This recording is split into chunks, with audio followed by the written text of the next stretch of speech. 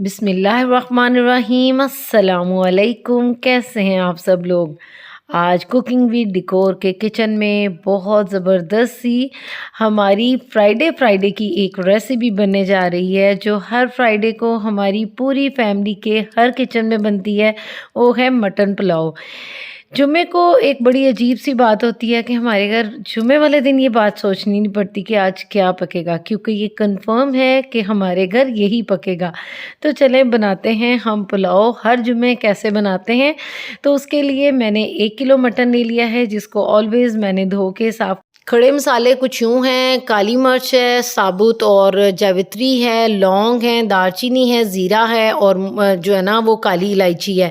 इन सबको मैंने इस स्ट्रेनर में डाल देना है और उसके बाद 1 किलो मटन में मैं 1.25 किलो पानी डाल रही हूँ और उसके साथ ये मसाले मैं इस स्ट्रेनर में डाल रही हूँ। 15 कलियाँ मैंने लहसुन की डाली हैं और इसको हमने स्टीम लगा देना है तकरीबन 9-10 मिनट के लिए, जितने में ये डन हो जाए। हम छोटा मटन इस्तेमाल करते हैं, अगर थोड़ा साइज़ बड़ा है आप उस हिसाब से अपने मटन को मैनेज कर लें। ठीक है, अभी इसको तो मैं डिस्कार्ड कर दूँगी। अगर आपके बच्चों को खाने में खड़े मसाले बॉदर नहीं करते तो आप वो बीच में भी रहने दें, तो कोई मसला नहीं है। 1 कप ऑयल डाल लिया है और उसके अंदर 1 कप ही मैंने प्याज डाले हैं फ्राई शुदा। अगर आपके पास फ्राई नहीं है तो आप 3 प्याज डाल के उसको फ्राई कर लें। उसके बाद इसमें पानी डालें और जब इसका कलर आ जाए 3 टेबलस्पून अदरक के हैं, 1.5 अदद टमाटर है और आधा टमाटर सैलड के लिए रख लिया है और उसके साथ ग्रीन चिलीज़ हैं 3-4 हैं जिसको मैंने अच्छे से चॉप कर लिया है। तो अभी कलर हमारा निकल आया और ये चीज़ें डाल देनी है। अभी half tablespoon red chilli powder है, half tablespoon chilli flakes हैं, half teaspoon black pepper powder है, 2 टेबल स्पून नमक है मेरे पास, 1 टेबल स्पून ज़ीरा पाउडर है और 1.5 टेबल स्पून सूखा धनिया है।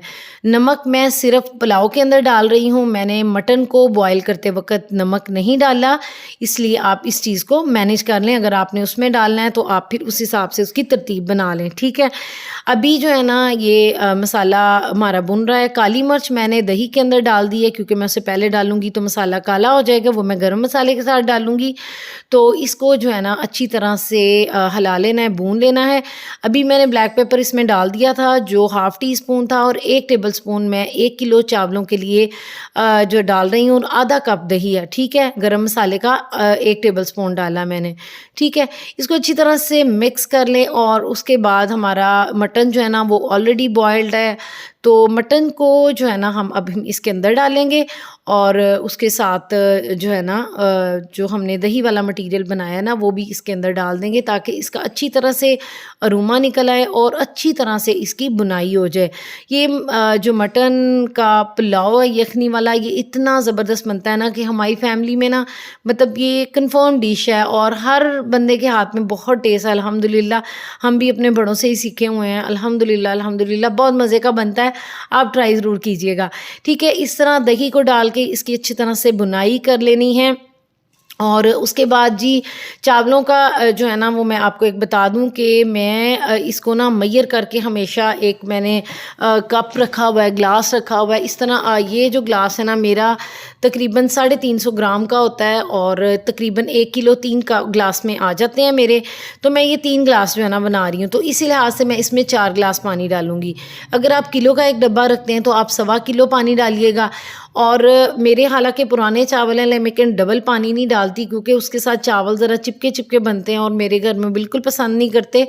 तो ये घंटा पहले मैंने इन चावलों को भिगो दिया था, आप 1.5-2 घंटे भी पहले भिगो दें तो कोई मसला नहीं। जब ये वाइट कंडीशन में आ जाएं तो तब हमने इसका पानी डिस्कार्ड कर देना है और यखनी जो हमने पुलाव में डाली वो उसमें डाली थी ना मटन की, वो उसके अंदर हमने इन राइस को डाल देना है और इसको जो है ना वो बॉईल करने के लिए रख देना है, ठीक है।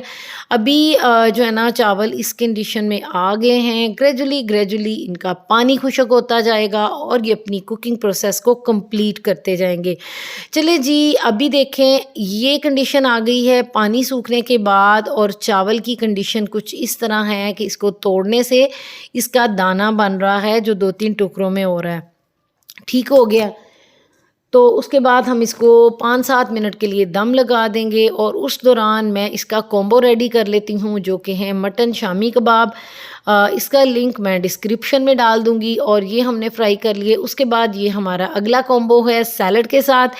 ये सैलड में आप जो चीज़ मर्ज़ी ऐड कर लें, जो चीज़ मर्ज़ी स्किप कर लें। इसके अंदर 2 लीमू निचोड़े हैं, काली मिर्च डालेंगे, नमक डालेंगे और ज़बरदस्ता हमारा टेबल का सैलड तैयार हो गया है। अगर आपके मेहमानों ने आना है और आपने बनाना है तो आप इसके अंदर कोई मसाले ना डालिएगा, क्योंकि इससे सैलड ख़राब हो जाता है, नमक पानी छोड़ जाता है। चले जी, ये भी हमारा डन हो गया और ये रायता भी मेरा डन हो गया था। रायते की वीडियो इंशाल्लाह मैं जल्दी डालूँगी। ये बहुत ज़बरदस्त रायता बनता है माशाल्लाह से। हर चावल अलग-अलग और खिला-खिला है। बहुत ही ज़बरदस्त हमारा पुलाव बना था। और ऑलवेज़ हमें जो जुमे को हमारा कॉम्बिनेशन था पुलाव, शामी और सैलड और ज़बरदस्त सा रायता, तो ये हमारा था खाना जो बहुत ही ज़बरदस्त होता है और बहुत ही ट्रेडिशनल है। ज़रूर बनाइएगा, दुआ में याद रखिएगा। बहुत बहुत शुक्रिया।